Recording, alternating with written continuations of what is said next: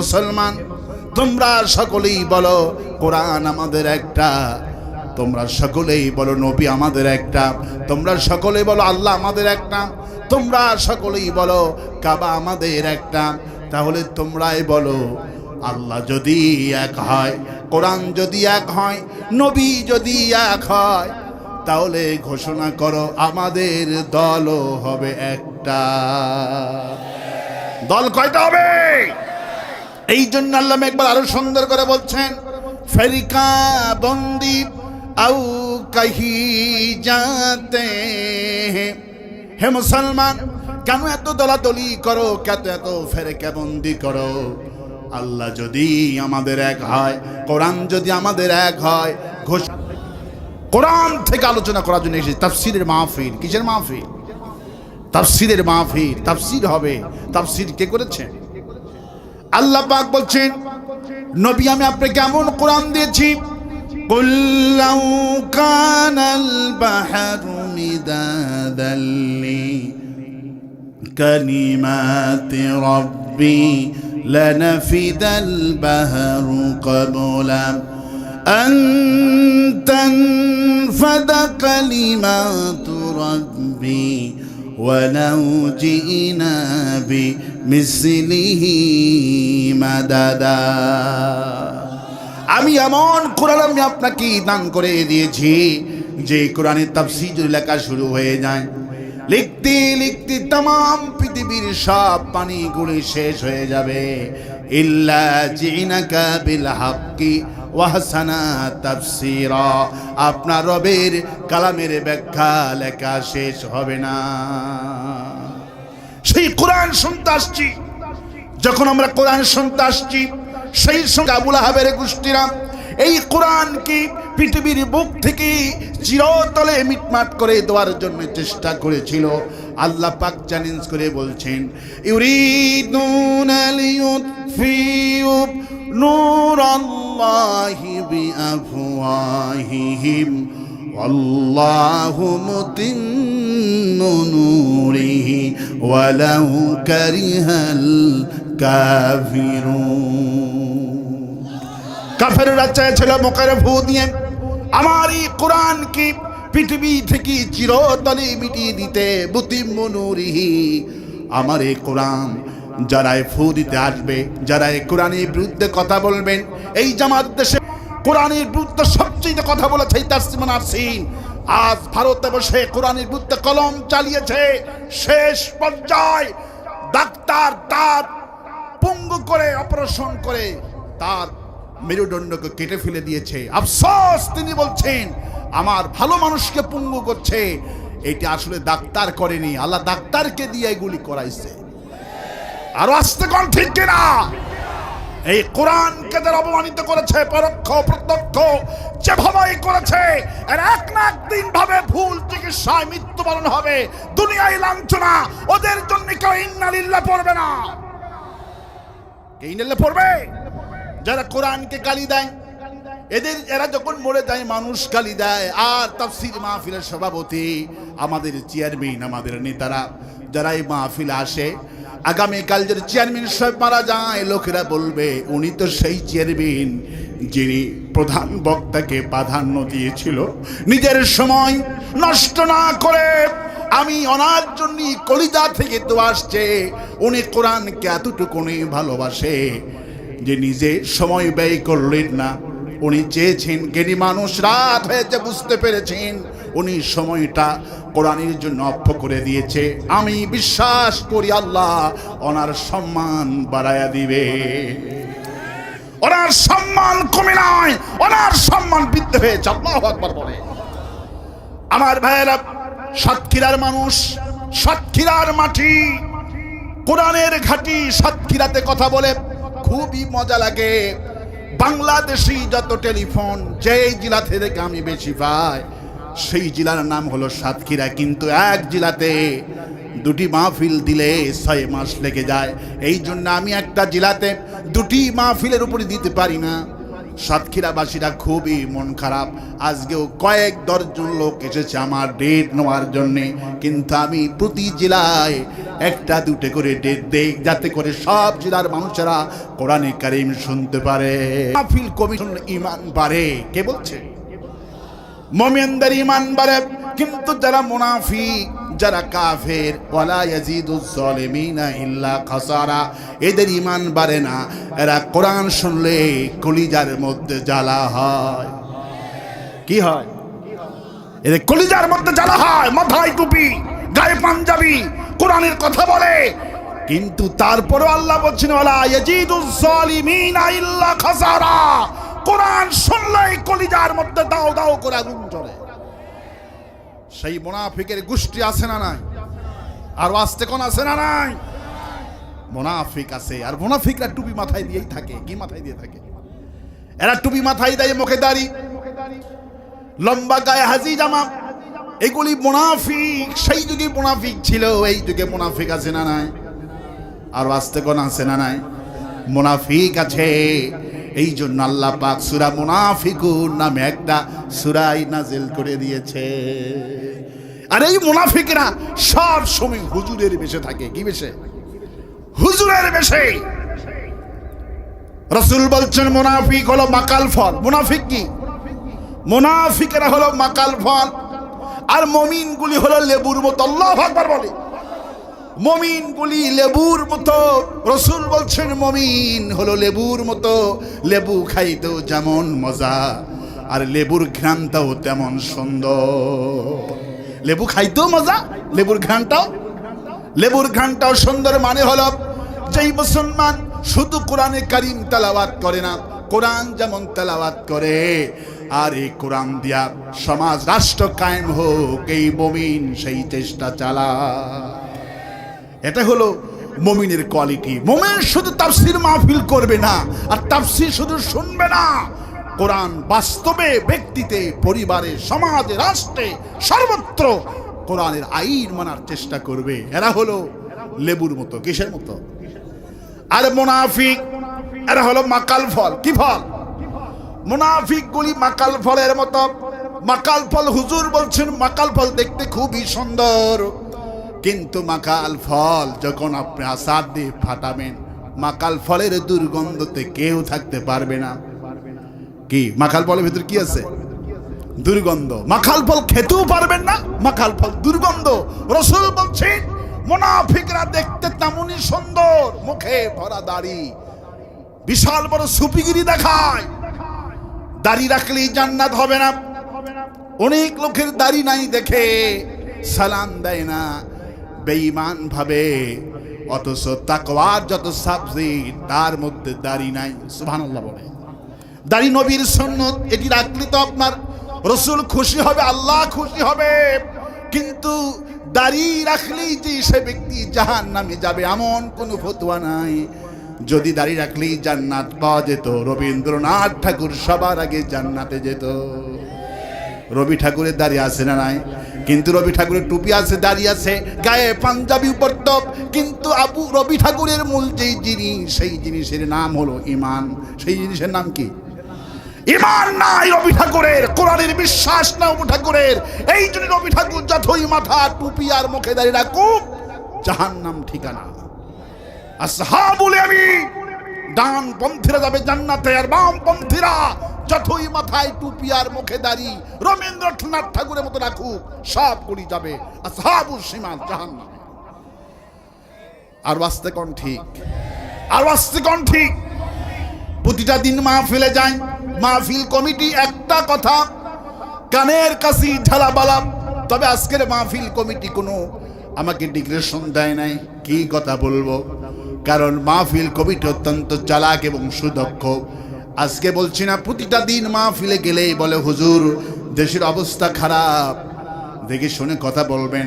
আমার কথা একটাই, আমি এখানে আওয়ামী লীগের পক্ষে বলবো না, আওয়ামী লীগকে কখনো গালিগালাজ কোনোদিন দেই না, আল্লাহ হারাম করে দিয়েছেন। কোনো মানুষকে গালিগালাজ করা যাবে না। যেই সমস্ত হুজুরদের এলিম কালাম নাই, যারা লেখাপড়া করেনি, এরাই উঠে গালিগালাজ করে। এরাই উঠে আজে বাজে কথা বলে, কোনো নেতারা গালিগালাজ করে না। পরশুদিন প্রধানমন্ত্রী মা হাসিনা সাইদি সাহেবের নাম যখন নিল, উনি কিভাবে উপস্থাপন করলেন, নেতা কারে বলে। প্রধানমন্ত্রী সাইদি সাহেবের নামে নেওয়ার আগেই কি সুন্দর করে উনি বলেছেন মৌলানা সাইদি, সুবহানাল্লাহ বলে। প্রধানমন্ত্রী ভাষা দেখেন কত সুন্দর। নেতা কারে কয়, কুলুলিন নাসি হোসনা, তুমি যখন জনসভায় কথা বলবা, মাহফিলে কথা বলবা, উত্তম সুরে কথা বলো। কুলুলিন নাসি হোসনা, এই যে প্রধানমন্ত্রীর বক্তব্য আমি শুনি, বিশেষ করে ওবায়দুল কাদেরের বক্তব্য আমি বেশি শুনি, আমার ড্রাইভার ঘুম ধরে না। ওবায়দুল কাদেরের কথা শুনতে শুনতে আমার ড্রাইভার সারাটা রাত কাটায়। কই স্যার কি যে মধু আছে, এত হাসি লাগে কেন? ওবায়দুল কাদেরের কথার মতো মজা আমার বাংলাদেশের কারো কথাতে লাগে না, সুবহানাল্লাহ বলে। প্রত্যেকটি কথায় মনে হয় লোকটা যদি বক্তা হইতো কি যে চলতো, সুবহানাল্লাহ বলে। মানে এত সুন্দর কথা বলে, নাই হাসি মুখে আসে, সুবহানাল্লাহ বলবেন না? আমি বলতে সেই জন্যই যে প্রত্যেকটি রাজনৈতিক নেতার আমি বক্তব্য শুনি, কেউ গালিগালাজ করে না, সবাই সুন্দর করে আকৃষ্ট করে তার গঠনতন্ত্র দিয়ে, সেই দলের আদর্শ দিয়ে সেই দলে টানার চেষ্টা করে।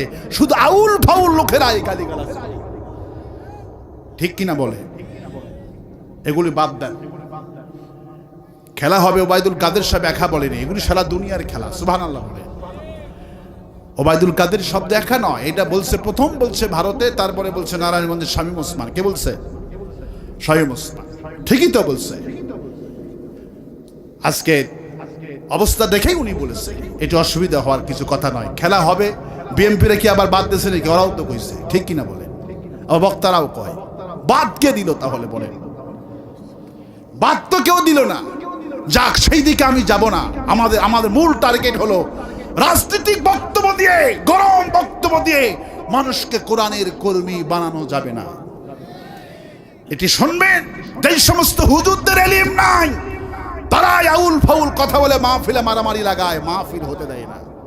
কিন্তু আমার টার্গেট, আমার এই নগণ্য জীবনে বহু ইসলাম বিদ্বেষী লোকেরা আমার কোরআন শুনে, আমার ক্যাসেট শুনে কোরআনে দাখিল হয়েছে, সুবহানাল্লাহ। আমার ভাইয়েরা, লেখাপড়া নাই বলে আল্লাহ পাক ফিরাউনকে বলছেন, ফিরাউন মুসাকে বলছেন, মুসা ইযহাবা ইলা ফিরাউন ইন্নাহু তাগা, তুমি ফিরাউনের দরবারে যাও কালেমার দাওয়াত নিয়া। কিন্তু মুসা একটা কথা শোনো। কে বলছে? আল্লাহ টেকনিক দেখেন, আল্লাহ থেকে শেখেন দাওয়াত কিভাবে দেবেন। আল্লাহ যখন মুসা যখন ফিরাউনের দরজায় গেছেন, পার্লামেন্টে প্রবেশ করবেন, আল্লাহ জিব্রাইলকে পাঠিয়ে দিলেন, জিব্রাইলতে যাও। মুসার যে মেজাজ, আল্লাহু আকবার বলেন। তিরমিজি বর্ণনায় বিশ্বনবী বললেন, মুসা আলাইহিস সালাম যখন রাগ করত, মাথা দিয়া ধুমা উঠত। আল্লাহু আকবার বলেন। মাথা দিয়ে কি উঠত? ধুমা উঠত। আবার যখন বেশি রাগ করত, মাথায় পাকড়ি পরা থাকত, চুলগুলি আলিপের মতো খাড়া হয়ে যেত। আল্লাহ পাক বলছেন, মুসা তুমি যখন কোরআনের কথা বলতে যাবা, দাওয়াত দিতে যাবা, কওলাল লাইয়ানা, ফিরাউনের সাথে নরম করে কথা বলো। তাও সুবহানাল্লাহ বলবেন না? আল্লাহ পাক কেন বলেন কওলাল লাইয়ানা? নরম করে দাওয়াত দিলে দাওয়াত গ্রান্ড হয়। দাওয়াত কি হয়? নরম করে কথা বললে দাওয়াত কবুল হয় বলে। এই জন্যই এই এলাকা হাজার হাজার আলিম আছে, হাজার হাজার আলিম আছে। আলেমদেরই বক্তাদেরকে পড়াতে পারবে এমন আলেম সাতক্ষীরাতে নাই? আছে না নাই? কিন্তু কেন নিয়ে আসা হয়? কেন আমার কানা হয়েছে? কেন বক্তাদের কানা হয়? কারণ একটাই, নরম করে আলেমগুলি সুন্দর করে মানুষকে বুঝাইয়া দিবে, আর মানুষেরা কোরআন শুনে কোরআনের কর্মী হয়ে যাবে। কওলাল লাইয়ানা, আল্লাহ পাক বলছেন, মুসারে তুমি যখন কোরআনের দাওয়াত নিয়ে যাবা, তাওরাতের দাওয়াত নিয়ে যাবা, নরম করে বলো। গরম করে বললে কেউ কালেমা গ্রহণ করবে না। আল্লাহ পাক দাওয়াতের টেকনিক শেখাচ্ছেন। আচ্ছা, একটা বিল্ডিং তৈরি হয়, এই বিল্ডিং তৈরি করতে গেলে ইট লাগে। কি লাগে? আর ইটের নিচে কি দেওয়া হয় বলেন? ইটের নিচে দেওয়া হয় মশলা।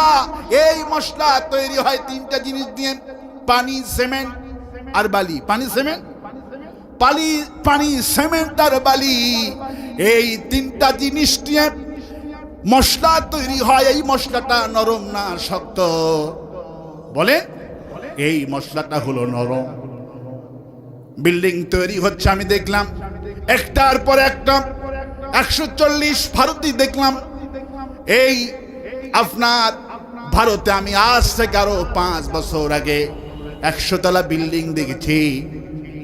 কলকাতায় আমি ঘুরলাম তালাগুলি, 100 তলা সই বানিয়েছে, কি সুউচ্চ বিল্ডিং ইমারত।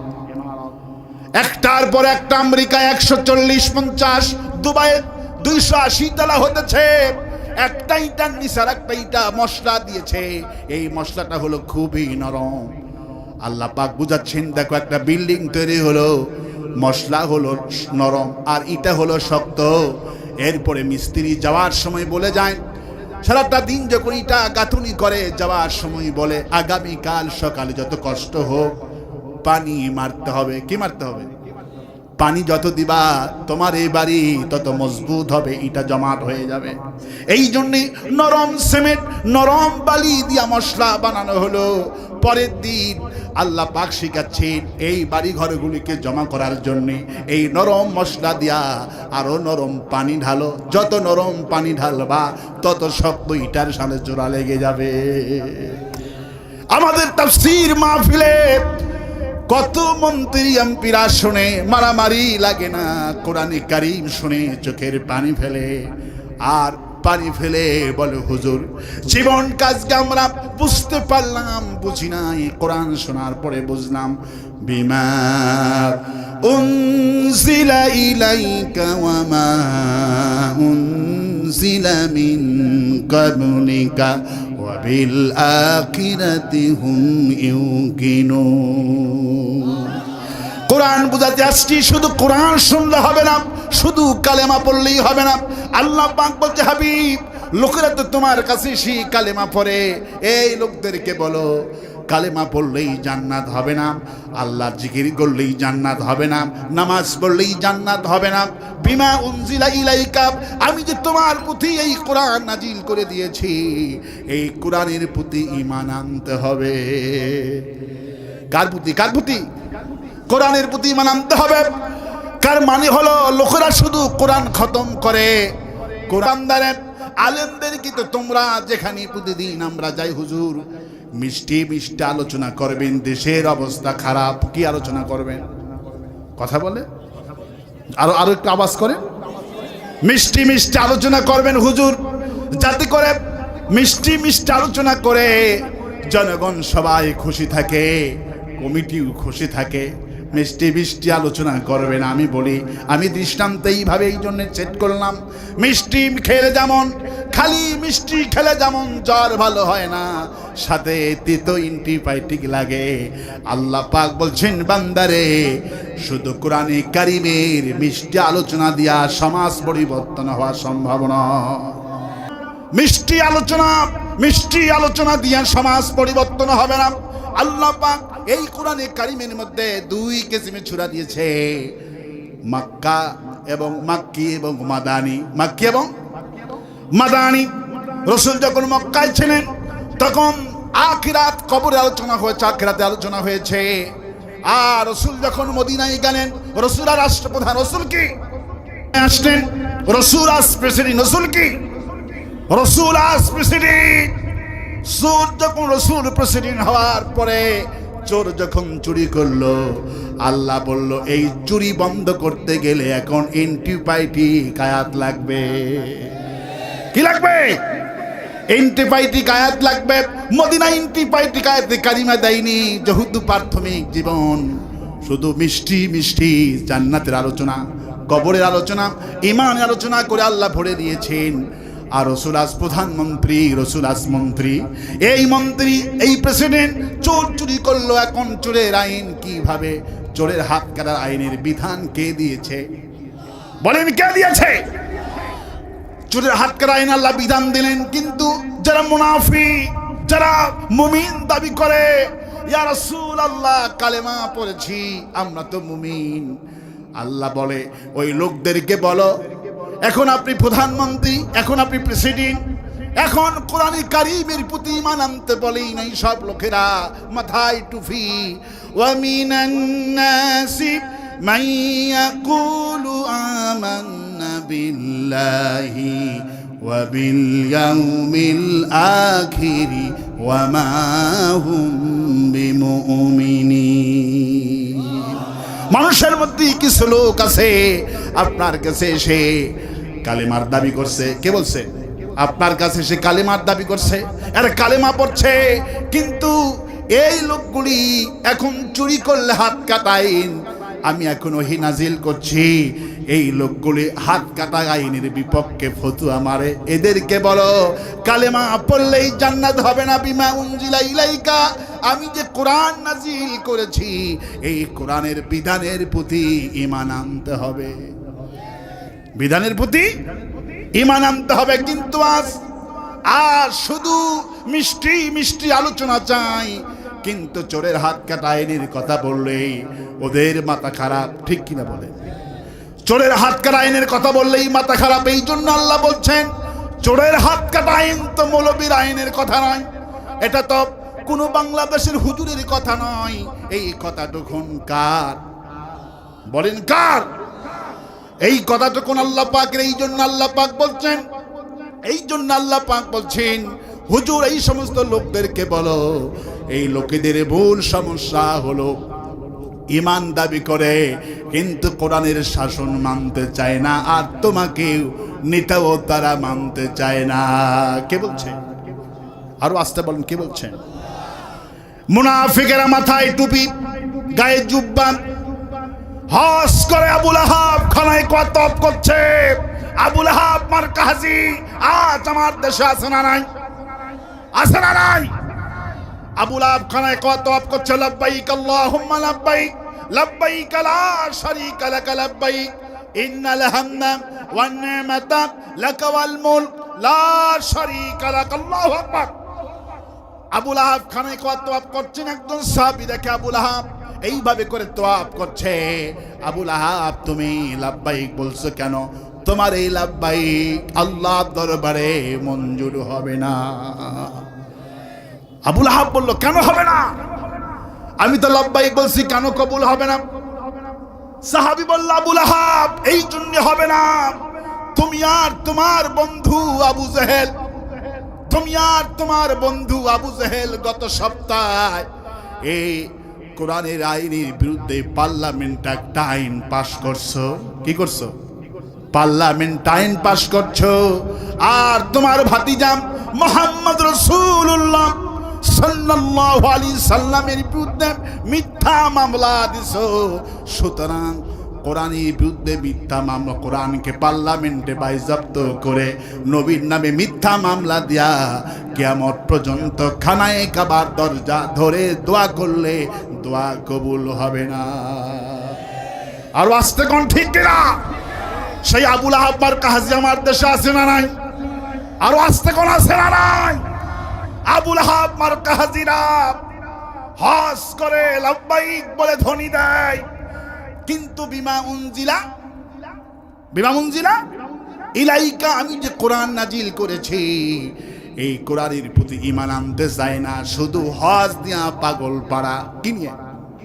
হজ নিয়ে পাগল পাড়া, কোরআন খতম নিয়ে পাগল পাড়া। এই জন্য আল্লামা ইকবালকে সুন্দর করে বলছেন, আমুল কি কিতাব থি दुआ की किताब बना दिया, समझने की किताब थी पढ़ने का किताब बना दिया। মানুষেরা প্রতিটা দিন, বাংলাদেশের মুসলমানরা প্রতিটা দিন এই অক্টোবর থেকে মাহফিল শুরু করলাম, ঈদের ওজার একদিন আগ পর্যন্ত তাফসিরের মাহফিল, এত কোরআনের আলোচনা করলাম। প্রতিদিন কোটি কোটি মানুষ সামিয়ানার নিচে রাত ভর কোরআনে কারীম শোনে। আল্লামা ইকবাল আফসোস করে বলছেন, যেই জাতিরা কোটি কোটি মানুষ প্রতিদিন কোরআন শোনে, কিন্তু এই জাতিরা কোরআন শোনে, কোরআন পড়ে, কোরআনকে কোরআন আল্লাহ পাক বলছেন আমুল কি কিতাব থি দোয়া কি কিতাব বানা দিয়া। যেই কোরআনটা আসছিল জীবন্ত মানুষকে জান্নাতি করার জন্য, কিন্তু সেই কোরআন মুসলমান সমাজ পরিচালনা করতে চায় না, এই কোরআন রাষ্ট্র পরিচালনা করতে চায় না। শুধু মুসলমান এই কোরআন খতম নিয়ে ব্যস্ত, শুধু খতম আর খতম। আল্লাহর কসম করে বলি আমার ভাইরা, এই কোরআন খতমের জন্য আসেনি। কোরআন এসেছে হাদা বায়ানুল লিন্নাস হুদাল লিন্নাস, গোটা বিশ্ব মানব গোষ্ঠীর জন্য এই কোরআন হেদায়েতের কিতাব। কোন সুবহানাল্লাহ, আর আস্তে কোন সুবহানাল্লাহ, আর আস্তে কোন সুবহানাল্লাহ। আমার বন্ধুগণ, আমার ভাইরা, আমার রাসূল বলছেন, আমার চাচা আমার বিরুদ্ধে মামলা দিল, চিন্তা করে আমার বিরুদ্ধে মামলা দিল, এই কোরআনের বিরুদ্ধে পার্লামেন্ট আইন পাশ করলো। আল্লাহ পাক সেই কথাই বলছেন। কিয়ামতের দিন নবী বললেন, আমার এই মন্ত্রীদের মন্ত্রী আমার চাচা পররাষ্ট্রমন্ত্রী আবুল আহাব, আমার পররাষ্ট্রমন্ত্রী আবুল আহাব চাচার বিরুদ্ধে আমি মামলা দায়ের করব। কে বলছেন? রাসূল। কে বলছেন? রাসূল বলছেন, ওয়াকালার রাসূলু ইয়া রাব্বি ইন্না কওমি ইত্তাখাযু হাযাল কোরআন মাহজুরা। সেদিন নবীজি মামলা দায়ের করবে সেই যুগের নেতাদের বিরুদ্ধে, আর আমরা মামলা দায়ের করব আকাজ্জাবু বিয়াতিনা কিজ্জাবা, যারা আমার দেশের মুসলমানদের ভিতর থেকে যেই নেতারা কোরআনকে অস্বীকার করে, আমরা কিয়ামতের দিন মামলা করব এই দেশের নেতাদের বিরুদ্ধে। আর আস্তে কোন ঠিক, নবী মামলা দায়ের করবে। কে বলছেন? আল্লাহ বলছেন, ক্বালার রাসূলু ইয়া রাব্বি, নবী যে মামলা দায়ের করেন মাহজুরা, যারা এই কোরআনকে পরিত্যক্ত ঘোষণা করেছে, কোরআনকে তুচ্ছ তাচ্ছিল্য মনে করেছে, শুধু কোরআন শরীফ খতম করাই মূল টার্গেট, কিন্তু কোরআন খতম করা মূল টার্গেট নয়। আল্লাহ পাক বলছেন, নবী যেই সব লোকগুলি তোমার কাছে সেই ঘোষণা করে লা ইলাহা ইলাহা ইল্লাল্লাহু মুহাম্মাদুর রাসূলুল্লাহ, যেই লোকেরা তোমার কাছে সে কালেমা পড়ে, ওরা শুনছে, এই মুনাফিকরা শুনছে, মান কান আখিরি কালামি লা ইলাহা ইল্লাল্লাহ দাখালাল জান্নাহ, এই মুনাফিকের গোষ্ঠীরা শুনছে, কোন মানুষ যদি কালেমা পড়ে, মৃত্যুর সময় কালেমা পড়ে, আল্লাহ তাকে জান্নাতুল ফেরদাউস নসিব করে দিয়ে দেবে। কিন্তু আল্লাহ বলছেন না, যদি কোরআনের শাসন তুমি না চাও, বিমা উনজিলা ইলাইকা, যদি কোরআনের প্রতি ঈমানটা না আনো, সুদের হাত কাটা আইন আমি কোরআনে দিলাম, সুদের আইন, সুদ হারাম আমি দিলাম। কে দিয়েছে? আল্লাহ বলছেন। কিন্তু মুনাফিকেরা মানুষকে বুঝানোর জন্য মাহফিলে দোকান উদ্বোধন করবে। কি উদ্বোধন করবে? দোকান উদ্বোধন করবে। সামান্য 10 মিনিট একটা সুদের দোকান উদ্বোধন হবে, কারি সাহেবকে নিয়ে আসে, হুজুরকে নিয়ে এসে জিলাপি 2 ধরা দিয়ে একটু ইয়া নবী সালামু আলাইকা উদ্বোধন করে, অথচ ওই দোকানে সুদের কারবার হবে। কিসের কারবার হবে? সুদের কারবার হবে। হুজুরকে নিয়ে এসে মিলাদ মাহফিল এই জন্যই করে, যদি আমি কোরআনের বাণী মুসলমানদের না শোনাই, মুসলমান ব্যবসা বাণিজ্য করবে না। এরা কোরআনকে পুঁজি বানায়, কোরআনের নামে ওরা এই ব্যবসা চালায়, ওরা কোরআনের নামে ব্যবসা করে। কে বলছেন? আল্লাহ বলছে ওরা কোরআনের নামে ব্যবসা করে, কোরআনের নামে ব্যবসা করে। কোরআন শুধু পার্লামেন্টে কারি সাহেবকে দিয়ে কোরআন উদ্বোধন করে, কোরআন তেলাওয়াত করে, লোকেরা মনে করে কি সুন্দর সংসদ, কোরআন তেলাওয়াত হয়। আল্লাহ বলে, যেই কোরআনটা দিয়ে সংসদ শুরু হলো, একটু পরে কোরআনের বিরুদ্ধে আবার পাশ হবে। আর আস্তেগণ ঠিক। এই জন্য আল্লাহ বলছেন, শুধু কোরআনের প্রতি ঈমান আনলে হবে, আল্লাহর প্রতি ঈমান আনলেই হবে না, রাসূলের প্রতি ঈমান আনলে হবে না। বিমা উনজিলা ইলাইকা, আমি যে কোরআন নাজিল করছি জীবন বিধান হিসাবে, এই জীবন ব্যবস্থার উপরে ঈমান আনতে হবে। এই কোরআনকে কারা কারা জীবন ব্যবস্থা হিসেবে মানতে রাজি আছেন? দুহাত তুলে আল্লাহরে দেখা। আল্লাহ কবুল করুন বলে আমি, আর আসতে বলি আমি, আর আসতে বলি আমি। ক্ষণিকের এই দুনিয়া, ক্ষণিকের এই দুনিয়া মরতেই হবে। বেঁচে থাকলেই যত রাজনীতি, মরে গেলে কোন রাজনীতি কাজে লাগে না। আজকে যদি আওয়ামী লীগের নেতা মরে যায়, আগামীকালকে মাইকিং করা হবে, অমুক নেতা মারা গেছে, আওয়ামী লীগের নেতা মারা গেছে, খবরদার জামাত বিএনপি জানা যায় কেউ শরীক হবে না, এমন ঘোষণা করা হয় নাকি? হয়। কি ঘোষণা করা হয়? ঘোষণা করা হয় আওয়ামী লীগের নেতা মারা গেলেন, এলাকার সব লোকজন ওই জানাজায় শরীক হবা। নিজ বাসভবনে বিকাল 3 ঘটিকায় নেতারা জানাজা হবে। সব দলের লোকেরা সেখানে যায় কিনা? আমি দেখলাম জানাজার ময়দানে জামাত ইসলামী আওয়ামী লীগের আত্মীয় হওয়ার কারণে ইমামতি কে করবে? অবশেষে এই ছেলে বলল আমার আব্বার ইমামতি করবে। আমার ফুফা ভগ্নিপতি আমার বাপের, আমার ফুফা জামাতের আমি, তিনি ইমামতি করবেন। জামাতের আমি দাঁড়িয়ে গেল আওয়ামী লীগের নেতার ইমামতির জন্যে। আমি জীবনে নিজের চোখে বহুবার আত্মীয় স্বজনের জানাজা দেখেছি। আমার ভাইয়েরা বাস্তব বড় কঠিন। মরে গেলে কি সুন্দর করে দোয়া করে। এই জন্য আমি বলছি, এই কোরআন তো মারামারি লাগানোর জন্য কোথাও যায় না। মরে গেলে আমরা এক হই। জামাতের আমির ইমামতি করলেন আওয়ামী লীগের নেতা, কবরে কে নামবে? আওয়ামী লীগের নেতারা চাওয়াচাই করছে। আমিরকেই নেতারা বলছেন ভাই আপনি নামেন, যেহেতু আপনি হুজুর মানুষ আপনি নামেন। নেতারা পারমিশন দিয়ে দিল আওয়ামী লীগের নেতাকে কবরে নামানোর জন্য। জামাতের আমির নামলেন, লাশটুকুন গামছা দিয়ে ধরলেন, কবরে নামালেন, দোয়া দরুদ পরে কেবলা দেখি মুখটা করে দিলেন। আমি মাটি নিয়ে দাঁড়ায় আছি, দোয়া পড়ে তার কবরে দেব। বাঁশের খাড়াল দিলেন। এবার দোয়া কে করবে? ওই জামাতের আমির কবরের পারে আওয়ামী লীগের নেতার জন্য চোখের পানি ছেড়ে দিয়ে বলছে, হায় আল্লাহ রব্বুল আলামিন, এই ভাইটা আমাদের প্রিয় ছিল, আজকে তোমার হাওলায় চলে গেছে। আল্লাহ তুমি আমার ভাইয়ের কবরটা জান্নাতের বাগান বানাও। আওয়ামী লীগ কত ইমামতি করলো জামাত, কবরে নামালো জামাত, কবরের পাশে দোয়া করছে জামাত। আওয়ামী লীগের নেতা কান্দে, জামাতের নেতা কান্দে, বিএনপি কান্দে, জাতীয় পার্টি কান্দে, সব দলের লোকেরা কাঁদতেছে। আর এক জানাজায় গেলাম, আর এক গ্রামের জামাত ইসলামীর আমির, ইউনিয়ন আমির মারা গেল। সেই জানাজা আমি চলে গেলাম। কি হয়ে বক্তব্য দিলেন, সবাই কাঁদলেন। আল্লাহ বলছেন বিমা উনজিলা ইলাইকা ওয়া মা উনজিলা মিন কাবলিকা ওয়া বিল আখিরাতি হুম ইউকিনুন। শুধু কোরআন শরীফ পড়লে হবে না, আর মাদ্রাসা বানালেই হবে না। আমি যে কোরআন নাজিল করছি, এই কোরআনের বিধান তোমাদের ঈমান আনতে হবে। এটা আল্লাহর আইন, এই বিষয়ে ঈমান আনতে হবে।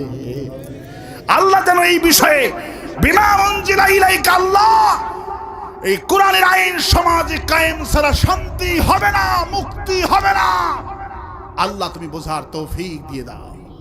বলি আমি, আর আসতে বলি আমি, আর আসতে বলি আমি। আল্লাহ যত নেতা এসেছে, যত কর্মীরা এসেছে, আল্লাহ সব দলের মানুষকে তুমি কোরআন বোঝার তৌফিক দিও। আর আল্লাহ সবার মাথাটাকে তুমি কোরআন দিয়ে ধোলাই করে দিও বলে আমি।